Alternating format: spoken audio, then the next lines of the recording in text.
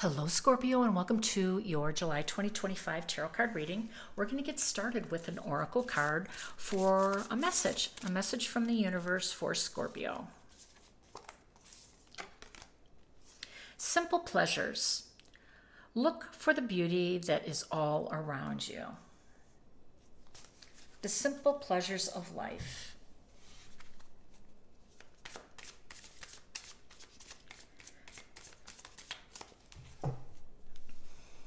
Message and advice for Scorpio for July 2025.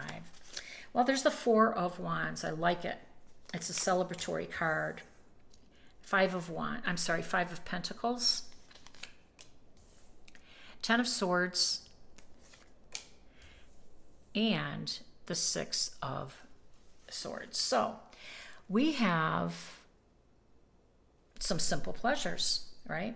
We have a get together with family and friends, just celebrating each other's accomplishments, monumental occasions, weddings, graduations, anniversaries, just celebrating life, being with your loved ones and taking the time out to have, a dinner, share a glass of wine, toast your neighbors, whatever that is for you, you're going to have the time in July to do that. Now, Five of Pentacles indicates some charity here. And I'm not sure if you're on the receiving end or the giving end. I think you're on the giving end. And the reason I say that is this Ten of Swords with, this harsh ending tells me that it wasn't whatever advice, whatever help, whatever form of service that you gave this person that you care about, a helping hand, it wasn't received in the same spirit it was given. And that hurt your feelings. That really kind of shattered you, And for some of you, it was a wake-up call, because I think this wasn't the first time that happened, which is why this was so devastating for you. So it was a hard lesson, but it was a lesson, and that cycle is over, and now you're ready to move on, because that's what the Six of Swords represents: moving on, going to calmer seas, getting away from the drama, pulling yourself out of somebody else's, I don't want to say misery, and I don't want to sound harsh about it, but sometimes we have to teach people how to treat us. And we have to set boundaries for those people, because they continue to take. I mean, there's takers and givers in this world. And if you keep on being the giver, you're going to run out of the energy for your life, the energy for your loved ones. So, it's just moving on away from this drama. Okay. So now we have the Six of Cups, the Devil. I knew it was drama. See there? That person was holding you back a little. Seven of Wands and the Eight of Swords. Okay, it was heavy. It was heavy, heavy, heavy. So let's think about this for a minute. So we know that Venus and Uranus are going to be in your 8th house. Okay, Venus enters the 4th, Uranus enters the 7th of Gemini, which makes this your 8th house of other people's money, shared resources, and intimate connections. Here's an intimate connection right here, the Devil. Here's the shared resources, you helping them out. And honestly, it's been inequitable. It's been a little toxic.